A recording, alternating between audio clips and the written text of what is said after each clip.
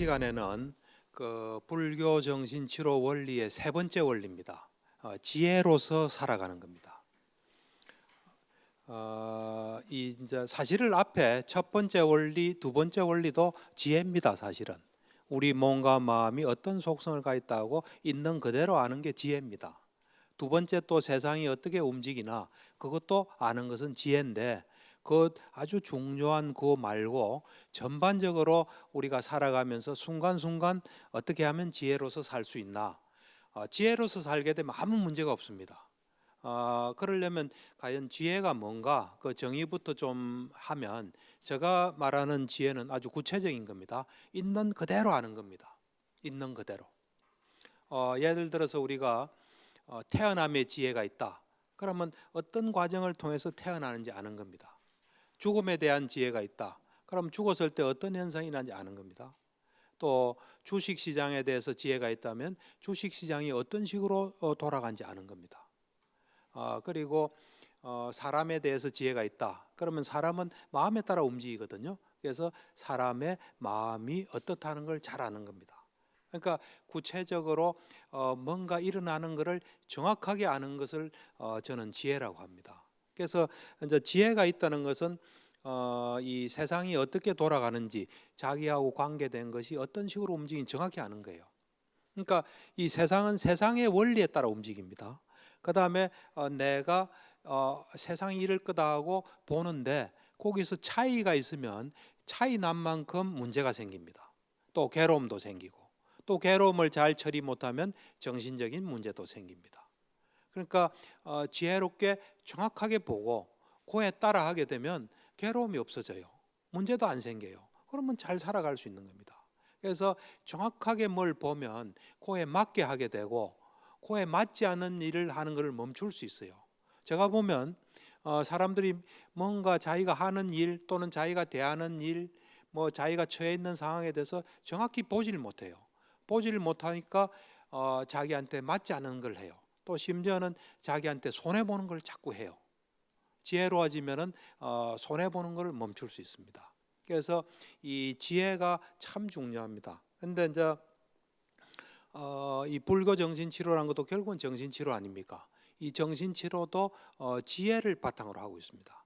그러니까 예를 들어서 우리한테 찾아온 사람이 실제적으로 어떤 상황에 놓여 있고 어떤 마음이고 어떻게 인간관계를 해서 어떤 문제가 생겼다. 그거를 정확히 알고 그 사람이 그런 어떤 그 문제를 일으키거나 자기한테 손해 보거나 괴로움이 올 수 있는 거를 안 오게끔 도와주는 게 정신치료예요. 그러니까 무엇보다도 이 내담자 또는 환자를 잘 봐야 돼요. 이해해야 돼요.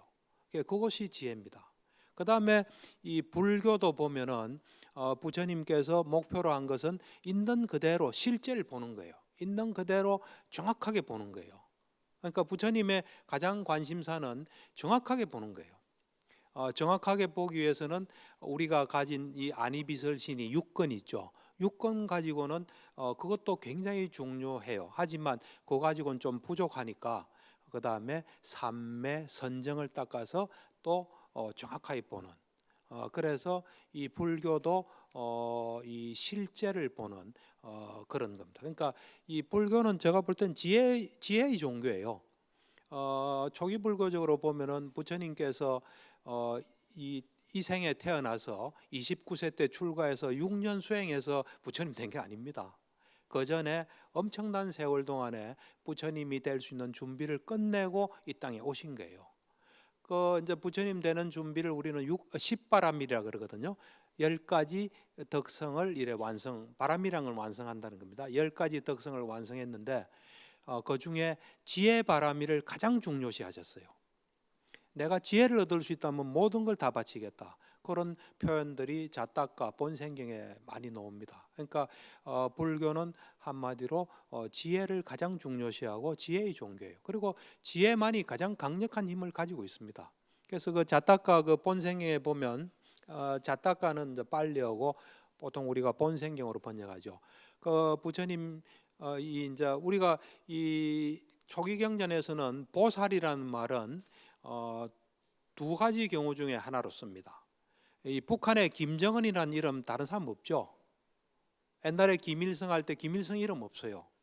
김일성만이 그 이름을 쓸 수 있고 김정은만이 쓸 수 있듯이 우리는 지금 뭐 보살 이래 말 많이 하는데 초기 경전에서 보살이 나오면 부처님께서 이 생에 태어나셔 가지고 아직 이 깨닫기 전을 보살이라 하거나 부처님의 과거생을 보살이라 그래요. 다른 사람은 그 용어를 쓸 수가 없어요. 보살이란 말이 나오면 둘 중에 하나예요. 그 부처님께서 니까에 보면 이런 이야기를 하세요. 내가 아직 깨닫지 못한 보살이었을 때 그런 말을 쓰세요. 그 다음에 자타가 보면 내가 과거생의 보살이었을 때, 보살은 딱 그 부분만 쓰시는 거예요. 그래서 보살이 나오면 둘 중에 하나예요. 이 생에 부처님에서 우리 이 지구상에 우리 이 법 이제 부처님 법 세상에 깨닫기 전 그걸 말하거나 그 과거생이에요. 그래서 부처님께서 이 보살이었을 때 과거생이죠. 그러니까 전생에 있을 때 이런 이야기를 해요. 그 경전에 보면 우리는 살아가는데 5가지 힘이 필요하다. 세상에는 5가지의 힘이 있다. 그런 말씀하세요. 5가지 힘이 여러분들도 이제 우리는 살아가는데 힘이 필요합니다. 힘 없이 어떻게 살아갑니까? 5가지 힘이 있어요. 이게 이제 힘에도 수준이 있어요. 수준이 제일 밑에 힘이 뭡니까? 주먹의 힘이에요. 주먹의 힘이 힘은 힘입니다. 그렇지만 제일 밑에 힘이에요. 제일 하급의 힘이에요. 주먹도 우리를 방어하는 데는 도움이 되죠. 그렇지만 잘못 쓰면은 또 이래 뭐 법의 그걸 받을 수 있습니다. 이 제일 밑에 힘이 주먹의 힘이에요. 그다음 위에 힘이 뭐냐면 요즘은 주먹 바로 위에 힘일 뿐인데 제일 위에 갖다 놓더라고요. 이 잘못된 거예요. 그 다음 힘이 뭔지 압니까? 돈의 힘입니다. 돈. 주먹보다는 돈이 강력합니다. 그렇지만 돈도 한계가 있어요. 한계가 있고 때로는 우리에게 뺏어가는 게 많습니다. 그래서 저는 돈을 어떻게 보고 있나 이거를 보면 그 사람의 어떤 지혜의 정도를 알 수 있어요. 돈을 어떻게 보고 있고 돈에 대해서 어떤 태도를 이래 보면은 하여튼 주먹보다 센 거는 돈입니다. 돈 위에 권력의 힘입니다. 권력. 그리고 이 권력은 또 이 한계가 있습니다. 그러니까 몇 년 그 권력 잡았을 때만 그 힘을 가지죠. 그러니까 주먹, 돈, 권력 그 위에가 뭐겠습니까? 가문의 힘입니다. 가문. 그 다음이 뭐겠습니까? 제일 대단한 힘. 지혜입니다. 지혜. 잘 아시네요. 그러니까 요것들은 다 한계가 있고 심지어는 부작용이 있습니다. 그런데 이 지혜의 힘은 한계가 없습니다. 우리한테 가장 필요한 걸 줄 수 있는 게 지혜의 힘입니다. 그래서 여러분들이 이제 추구해야 될 거는 보통 이걸 많이 추구하지 않습니까? 돈도 뭐 힘입니다. 그렇지만 이건 한계가 있어요. 그다음에 뭐 권력이가 뭐 보통 사람들 꿈도 못 꾸니까 뭐 우리도 권력이 있을 수 있죠. 뭐 회장을 뭐 이런 모임의 회장하고 이때 이 잘못 쓰면 안 됩니다. 그다음에 이제 가문 이건 뭐 좀 옛날 이야기. 지금도 인도는 가문이 굉장히 중요하다 그러더라고요. 뭐 결혼식하면 뭐 전부 다 온대요. 그리고 그 하나의 힘인 거죠. 옛날에는 가문의 힘. 이제 이 지혜의 힘이 이제 가장 강력합니다. 그걸 여러분들이 좀 잘 아시면 지혜를 닦는데 이래 주력하게 될 겁니다. 우리 불자들은 보면 윤회에 대한 게 좀 약한데 이 자타가 본생경을 읽다 보면 윤회가 그냥 팍 이래 젖어들어요. 그렇게 왔다가 업에 따라 그렇게 갔다. 이게 항상 그 본생경에 있어요. 그러면서 이 윤회란 것이 그냥 이 몸에 스며드는 그런 느낌이 들고 저는 자타가가 지혜의 보고라고 생각해요. 한때는 자타가를 가지고 책을 한번 써볼까, 자타가에서 건져 올린 지혜 뭐 이런 식으로 생각도 한 적이 있는데 뭐 시간이 없으니까 이제 쓰지는 못하지만 이 자타가에 보면 지혜가 있을 때 어떻게 살아가나 하는 이제 기억나는 샘플이 있어서 이야기를 하면 이 전생에 이제 보살이 이제 거의 뭐 어렸을 때 불구자가 됐어요. 불구자인데 참 너무 심한 불구자예요. 애꾸가 됐어요. 애꾸가 처음엔 되고 그 다음은 곱추가 됐어요. 곱추가 되고 또 그다음에 절름발이가 된 거죠. 그러니까 어린 시절 어릴 때 눈이 한쪽이 멀고 곱추에다가 절름발이가 된 거예요. 그런데 이 지혜가 상당히 좋았어요. 그러니까 누구한테 가서 배우고 이제 이런 사람이니까 보통은 이제 지혜를 이제 가지고 기술은 좋은데 이 사람들 찾아가서 나 좀 써달라니까 아무도 안 써주는 거예요. 그러니까 보통 사람 같으면 실망하겠죠. 그런데 이 보살은 지혜가 많으니까 어떻게 했겠습니까? 난 그거 보고 되게 놀랐어요. 허우대 좋은 사람을 찾아다니더라고요. 딱 봤을 때 사람들이 덩치도 좋고 생긴 것도 잘생기고 아주 대단한 사람을 어떻게 찾아요? 찾아가지고 그 사람한테 가서 우리 동업하자. 당신이 일이 생기면 당신 내 뒤에서 그림자처럼 다 해결해 주겠다 하고 방안을 다 이야기해요. 그래서 이제 둘이서 동업자가 돼요. 그래서 이제 반반 나누겠죠. 그래서 이제 이래 뭐 일이 있으면 다 해결해요. 근데 이제 맨 마지막에 그 나라에 전쟁이 터져요. 전쟁이 터지니까 이제 뭐 뒤에 그림자처럼 할 수가 없잖아요. 그때 이제 보살이 그 전면에 났어요. 그 전쟁을 이겨요. 이기니까 뭐 사람들한테 뭐 불구자고 뭐 볼품 없고 아무 소용 없잖아요. 사람들이 절대적인 지지를 해서 자기를 죽음에서 구해준 거니까 전쟁이 지면 죽는 거거든요. 해서 보살이 왕이 돼요.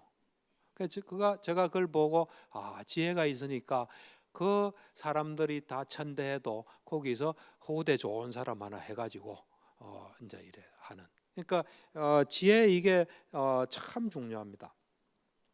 그래서 이제 우리는 이제 지혜를 닦아야 됩니다. 지혜를 어떻게 닦냐? 지혜를 닦으려면 이제 아까 지혜란 게 정확히 보는 거라 그랬죠. 정확히 아는 거라 그랬죠. 그래서 정확히 알려고 노력하는 것이 지혜를 닦는 시작입니다. 사실은. 제가 이래 보면 저도 옛날에 그랬죠. 불교 만나기 전에는 그냥 내 생각으로 살았어요. 우리는 잘 보면요, 다 자기 생각으로 살아요. 실제 정확하게 보려는 그 개념 자체가 없어요. 그래 살아도 대충 살 수 있어요. 왜냐면 다 그래 사니까. 근데 우리가 비유를 하면 우리가 술 뭐 한 몇 잔 이래 마시고 취하지 않으면 그냥 길거리 걸어가는 데는 지장 없잖아요. 그렇지만 고속도로 운전 한번 해보세요. 알코올 농도가 조금이라도 있으면 운전하는데 바로 영향이 와요. 그러니까 지혜도 마찬가지예요. 정말 정확하게 보고 정확하게 살려고 이래 보면 우리 자신의 생각이 얼마나 장애가 된다는지를 알 수 있습니다. 그래서 이제 지혜를 닦는 것은 지혜란 건 이제 실제를 보는 건데 지혜를 닦는 첫 번째가 내 생각과 실제가 다를 수 있다 하는 생각을 하는 게 이 지혜를 닦는 첫 걸음이에요. 그러니까 지혜를 닦는 가장 첫 시작이 내가 지금 보고 느끼고 생각하는 거하고 실제가 다를 수 있다.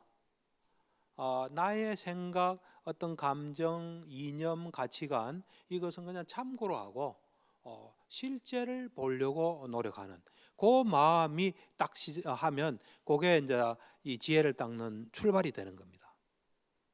그리고 항상 지혜를 닦는 사람은 결과를 잘 지켜보는 특성이 있어요. 결과.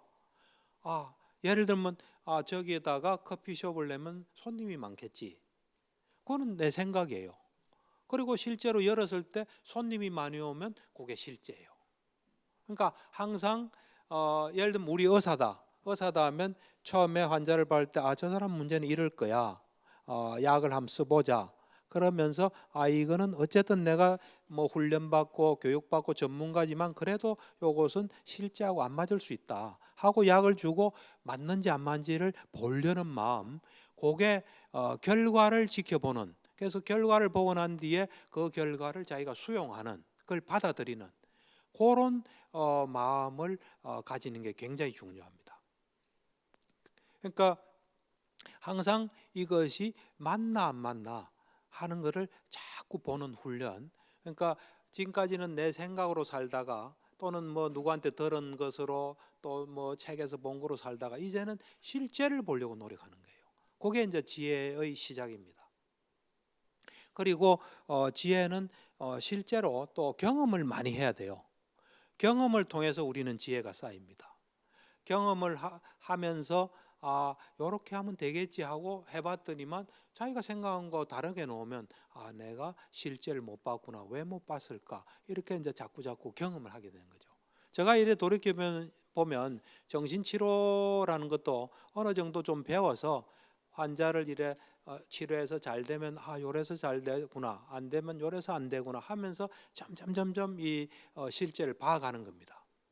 그러니까 이 경험이 자꾸 이렇게 시도해 보는 게 필요해요. 어떤 사람은 잘할 때만 시도하고 잘 준비가 안 되면 시도 안 하는 사람인데 그 사람 곤란해요. 어느 정도 준비되면 실제로 해서 거기서 배우는 게 굉장히 크거든요. 그러니까 우리가 이제 사실은 살아가다 보면 우리가 이제 별별 일을 다 당합니다. 사실은 별별 일을 다 겪어요. 당한다는 건 뭐 좋은 편이 아니고 별별 일을 다 겪을 수밖에 없어요.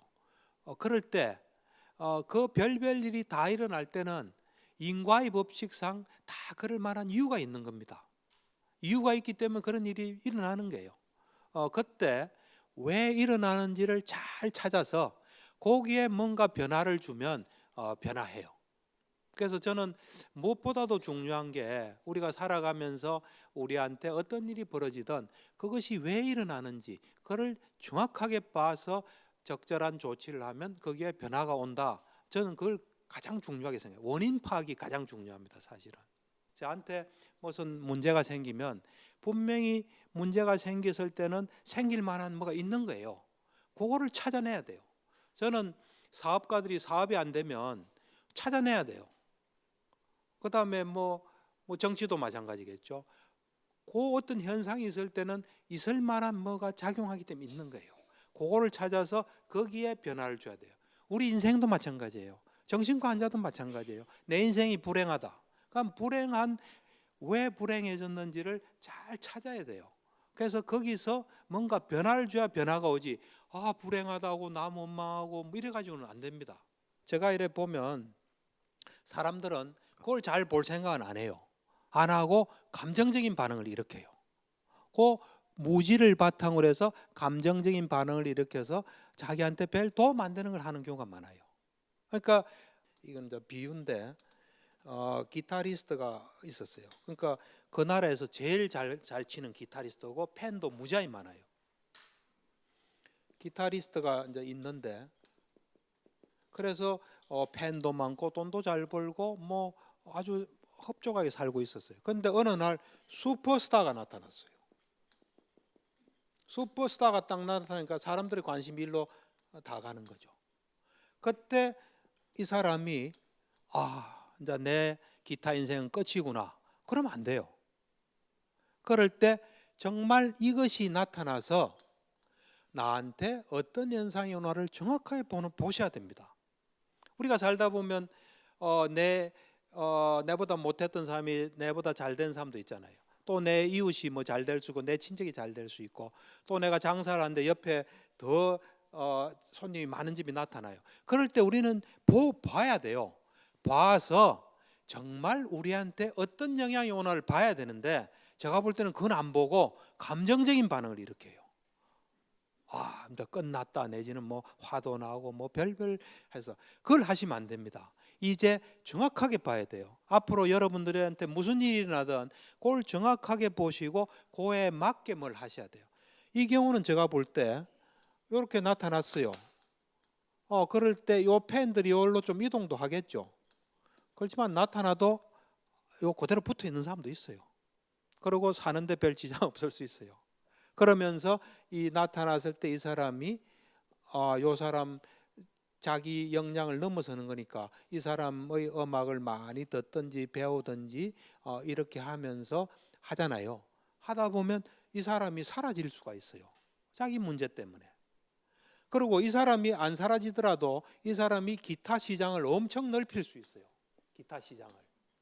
기타 시장을 엄청 넓히면서 또 이 사람을 좋아하는 사람도 있지만 이 사람을 넓힌 시장에서 또 많이 올 수도 있어요. 그리고 이 사람이 사라졌을 때 이 사람의 어떤 가치가 확 올라갈 수도 있어요.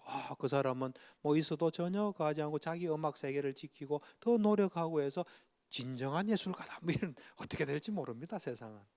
그러니까 제가 이야기하고 싶은 것은 우리한테 우리가 감당하기 어려운 뭐가 발생했을 때 그걸 정확하게 보자는 거예요. 그냥 그걸 볼 생각도 안 하고 볼 생각도 하지 않은 것을 바탕으로 감정적인 반응을 일으키는 곤란해요.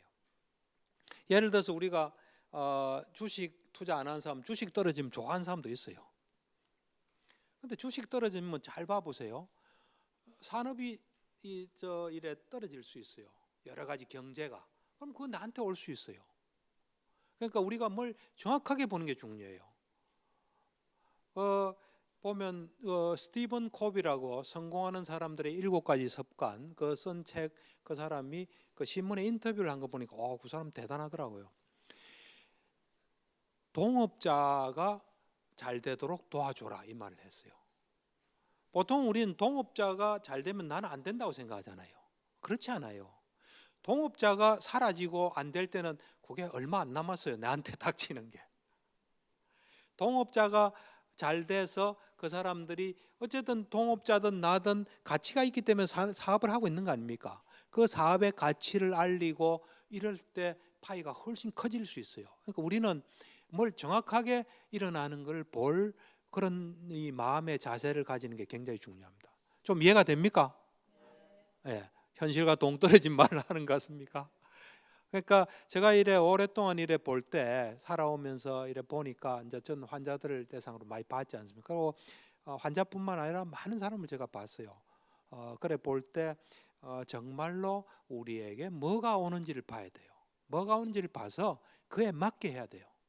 그냥 막 감정적으로 움츠러들어서 막 이래 우왕좌왕하는 건 좋지 않습니다. 잘 보면 좋은 일이 벌어질 수도 있는 거예요.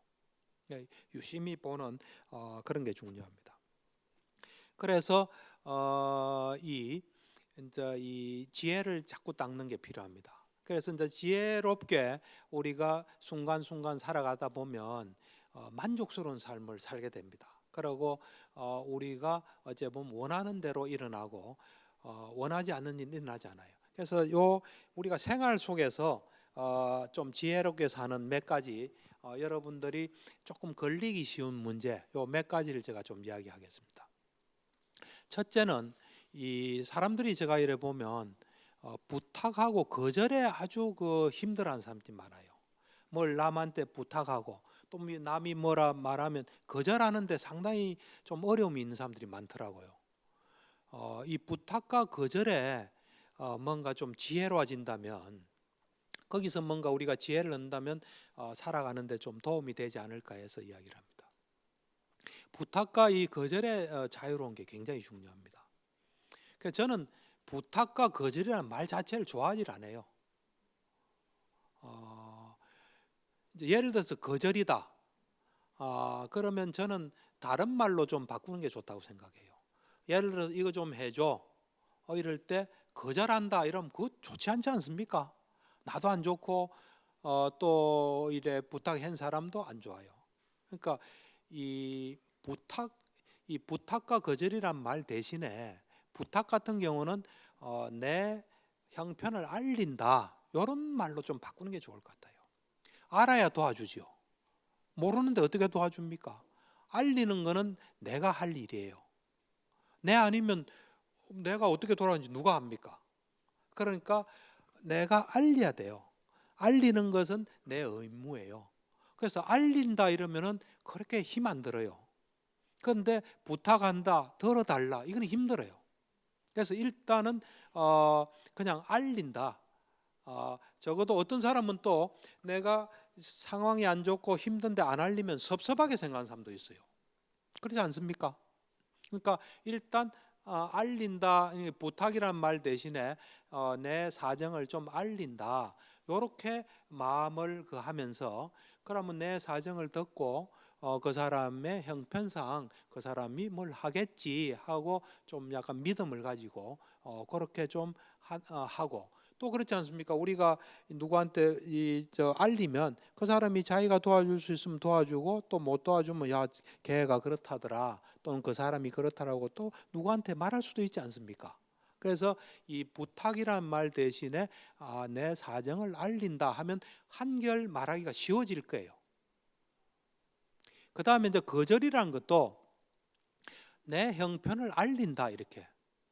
물론 참 그 사람의 그 오해가 생기면 안 됩니다. 그 사람은 뭔가 힘들기 때문에 그런 말을 했을 거예요. 그래서 그 힘든 사람에 대한 어떤 존중과 배려와 또 어떤 참 이 얼마나 어렵겠나는 마음을 가지고 있어야 돼요.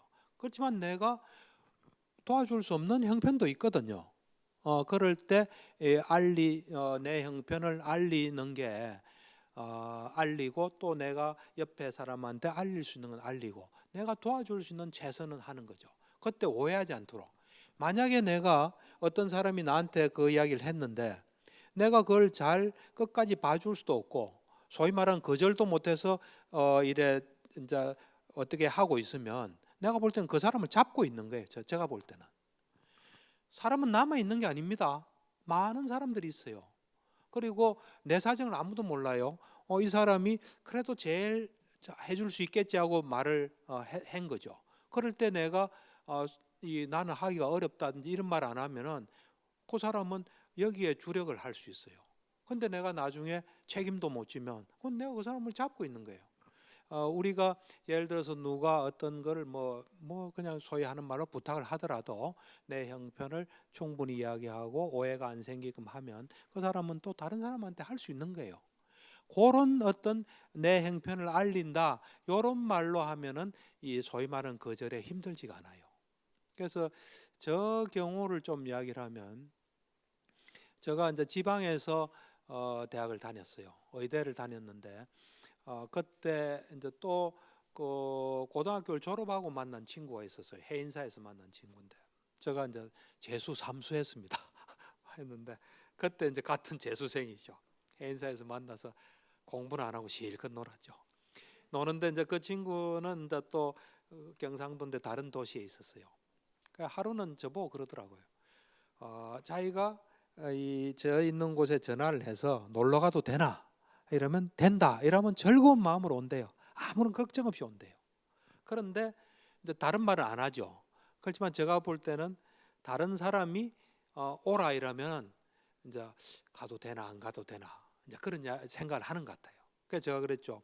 왜 내가 오라 하면 걱정 없이 오나 하니까 오면은 항상 즐겁게 재밌게 놀다가 아무 걱정 없이 놀다 간대요. 그래서 왜 그렇나 하니까 자기가 가도 되나 할 때 오면 안 된다 이야기를 제가 한대요. 오면 안 된다. 그러니까 지금 제가 생각해 보면 그때 제가 의대생이니까 시험을 앞두고 있었던 것 같아요. 시험이 있으니까 오면 곤란하다 그런 이야기를 제가 한 것 같아요. 기억은 없지만. 근데 저도 돌이켜 생각하면 그 사람 왔을 때 즐겁게 놀았던 기억밖에 없어요.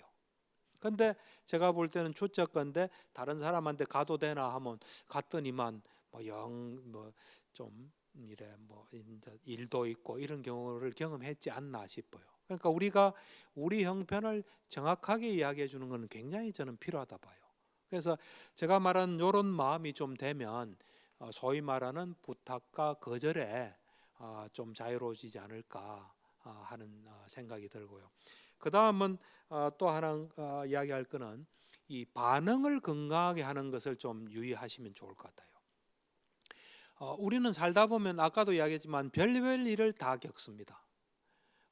그럴 때 우리가 그 일에 대해서 어떻게 반응하느냐 이게 굉장히 중요합니다. 그래서 저는 사람을 볼 때 누가 부도났다 그러면 그 친구 뭐 사업도 못하고 시원찮네 절대로 그렇게 생각 안 합니다. 이 부도났을 때 어떻게 반응하느냐 이것이 그 사람의 능력이라 보고 또 그 사람이 앞으로 어떻게 될 거라고 저는 예측을 해요. 그래서 왜 그러냐면 그러니까 우리가 사실 이제 부모로서 자식을 키우고 또는 뭐 선배가 후배를 지도하고 갈 때 건강한 반응을 하게끔 도와주는 게 굉장히 중요합니다. 우리가 예를 들면 뭐 흔히 일어난 일은 아니지만 이 중고등학생이 시험을 치는데 학교에서 뭐 중간고사, 기말고사 칠 때 어떤 애는 일어났는데 보니까 7시가 끝날 때 일어난 애도 있어요. 그럴 때 보통은 이제 그럴 때 반응을 보면 걔가 얼마나 건강하나 안 하나 알 수 있어요. 막 울고 불고 뭐 엄마한테 막 따지고 또 자기를 자책하고 그럼 걔 좀 시원찮은 애예요, 내가 볼 때. 그때 일어났을 때 아이고 푹 잤다, 잘 잤다, 빨리 학교 가자. 가서 선생님 제가 이래 됐습니다. 왜냐하면 걔 같은 애들이 다른 애도 있거든요. 그럼 그걸 처리하는 또 뭐 규칙이 있어요. 그러고 이미 지나간 거는 어쩔 수 없지 않습니까? 그 나머지 시간에 만약에 아침에 일어나서 거기서 안정을 잃으면 뭐 공부했던 것도 잘 못 볼 거예요. 학교 가서 선생님 이런 경우 어떻게 됩니까? 이러면 관례에 따라서 뭐 처리하는 게 있을 거예요. 하고 그 다음부터 또 자기가 뭐 공부해서 하면 되거든요. 사실 뭐 이 학교의 중간고사, 기말고사 뭐 조금 못 친데서 변하는 건 아무것도 없습니다. 제가 볼 때. 수능이나 뭐 이런 거 잘 보고 이러면 되기 때문에 그럴 때 이제 부모가 그에 대해서 아이가 건강하게끔 반응하는 도와주는. 그래서 언제나 우리가 이 반응을 건강하게 하는 훈련을 하셔야 돼요. 그러니까 우리에게 일어난 일은 인과의 법칙상 일어납니다. 우리가 원하지 않은 것도 일어나요. 제가 지금도 한 몇 달 전에 그 진료실에서 봤던 사람인데 사업을 그 나이에 어떻게 그렇게 크게 하는지 모르겠어요. 사업을 크게 한 사람이에요. 근데 이 사람이 와서 하는 말이 자기 회사가 부도가 날 것 같다. 부도 나면 끝장이다 그러더라고요. 그래서 제가 그 말을 듣고 당신 그 생각을 바꿔야지. 지금 당신의 생각이 내가 볼 때는 큰일이다.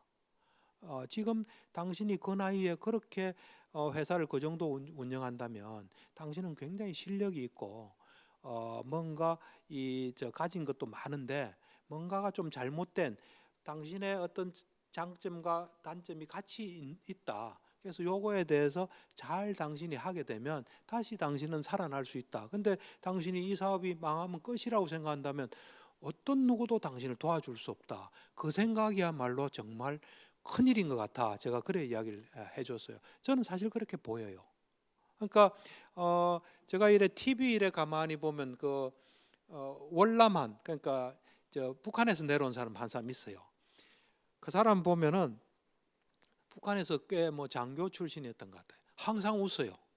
근데 그 사람이 사업을 했다가 실패를 많이 했어요. 그러니까 한 7, 8번 실패했을 거예요. 근데 계속 사업하더라고. 한국에 있는 사람도 그 사업하기 힘들어요. 근데 저 사람 어떻게 저래 사업을 할까? 북한에서 돈을 많이 가져왔나? 돈 많이 가져오긴 쉽지 않을 거예요. 근데 이 사람이 그 사업이 안 좋았을 때 반응하는 것이 굉장히 좀 건강한 반응을 하지 않았나. 왜냐하면 이미 그 사람은 TV에 많이 나와서 많이 알려졌으니까 그 사람을 필요로 하는 사람들이 있을 거예요. 그러니까 이 사람이 그렇게 사업에도 끄떡없이 하니까 또 새로운 투자들이 나타난 것 같아요. 그러니까 그 사업에서 아이고 나는 나만해서 인생이 끝이다 이랬으면 누가 투자하겠어요? 저는 뭐 북한에서 돈 많이 가져왔다고는 생각 안 해요. 그 사람의 어떤 그런 어떤 반응이 계속해서 뭔가를 이렇게 또 사람들이 그 사람의 긍정적인 면은 남아 있거든요. 그래서 거기에 투자하지 않나. 그래서 저는 사실은 세상을 살아가는데 가장 중요한 게 실력이라고 생각해요. 실력. 부도가 났더라도 실력이 있으면 실력이란 건 다른 거 아닙니다. 사회에 도움이 되는 거예요.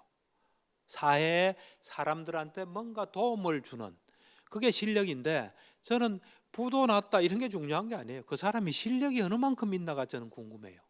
그 실력만큼 다시 활동할 수 있는 거예요. 부도 났을 때 잘 봐야 돼요. 실력이 어느 정도인지. 그래서 그에 맞게 시작해야 돼요. 그러면 언제나 기회는 옵니다.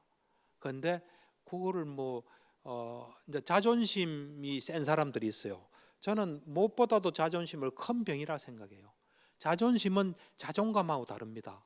자존감은 나를 소중히 여기는 거예요. 그래서 나한테 손해보는 건 안 해요. 근데 자존심은 나는 이런 사람이야. 이거 건드리지 마. 나는 이래. 하고 딱 잡고 고집하고 내세우는 게 자존심이에요. 그건 큰 병이에요. 부도가 났다 칩시다. 그러면은 그 소식 들은 친구가 야 밥이라도 한 끼 사줄게 먹자 이러면 자존심 센 사람 야 동정하라 그런 동정 필요 없어 이러면 곤란한 거예요. 사람을 만나서 이야기하고 또 거기서 이야기도 듣고 제일 우리가 위험한 거는 뭐냐면 자기 생각에 빠져 사는 거예요. 부도 났더라도 그것이 부도 날 정도의 사업을 한다는 것은 상당히 그 열심히 해서 뭔가 됐기 때문에 부도 날 수 있는 겁니다. 실력 없고 뭐 열심히 안 하는 사람 부도 날 수도 없어요. 어떻게 뭐 부도 날 만한 뭐 할 수도 없죠. 부도가 났다는 것은 그만큼 뭔가 되는데 거기서 뭔가 운용을 잘못한 게 있는 거예요. 거기서 장점은 살리고 단점은 보완하면은 얼마든지 기회가 오는데 그거를 정확하게 보지를 못하는 거예요. 그냥 아이고 나는 끝났다 이렇게 생각하는 거예요. 가장 중요한 건 실력입니다. 어떤 사람은 학벌 이런데 부담감 느낀 사람이 있는데 잘 보십시오. 영화 감독이 있습니다. 영화 감독. 이 중요한 이야기입니다. 영화 감독이 있어요. 서울대를 나왔습니다. 이 사람이 서울대를 나와서 아주 좋은 영화를 만들었습니다. 좋은 영화. 그럼 관객이 어떻게 생각했습니까? 야, 서울대 나와서 좋은 영화 만들었다 그래요. 관객이 서울대 나와서 좋은 영화 만들었다 이렇게 생각합니다. 그런데 영화 감독이 서울대를 나왔는데 관객들이 좋아하지 않는 영화를 만들었어요. 그럼 관객이 뭐라는 줄 압니까? 서울대 나와서 공부만 했지 영화는 잘 몰라. 그렇게 판단합니다. 어떤 사람이 초등학교만 졸업했습니다. 초등학교를 졸업하고 좋은 영화를 만들었어요. 그럼 관객이 뭐라는 줄 압니까? 야, 그 사람 인생 경험이 많고 탁월한 뭐 어떤 창조성과 뭐 예술적인 게 있어서 좋은 영화를 만들었다 그래요. 초등학교 졸업한 사람이 안 좋은 영화를 만들었어요. 그러면 관객이 뭐라는 줄 압니까? 저 사람 가방끈이 짧고 배운 게 없어서 그랬어 그래요. 잘 보십시오. 좋은 평가가 있는 게 있죠. 그것은 이게 아니에요. 이거예요. 이거. 사람들이 원하는 것을 제공하면요 그냥 올려줘요. 사람들이 원하는 걸 제공 안 하면요 그냥 내려요. 이게 실력입니다. 사람들이 원하는 걸 줄 수 있는 게, 어떤 사람들은 학벌에 되게 신경 쓰는 사람이 있어요. 내가 그 대학 나왔으면 지금 더 올라갔을 텐데. 그 사람은 학벌로 좀 덕보고 싶은 사람이에요. 그렇게 생각하면 안 돼요. 사회란 건 냉정한 곳이에요. 사람들이 원하는 걸 줄 때 내가 대우받고 잘 살아갈 수 있는 거예요. 쉽게 제가 예를 보면 제일 위험한 사람이 세상을 쉽게 생각하는 사람이에요. 그런 사람들 다 실패해요. 세상은 아주 엄중한 곳이에요. 인과의 법칙을 따르는. 근데 그거를 보지 못하고 요거 해가지고 어떻게 조금 해보려는 사람들 좀 있어요. 그런 사람들이 좀 학 벌리는 것도 생각하는 사람도 있고. 그러니까 이 세상을 정확하게 보고 지혜롭게 그 세상에서 도움 주고 도움 받는 그런 사람이 돼야 됩니다. 그렇게 생각들 하고 있습니까? 예. 오늘 이것으로 끝내겠습니다. 예, 감사합니다.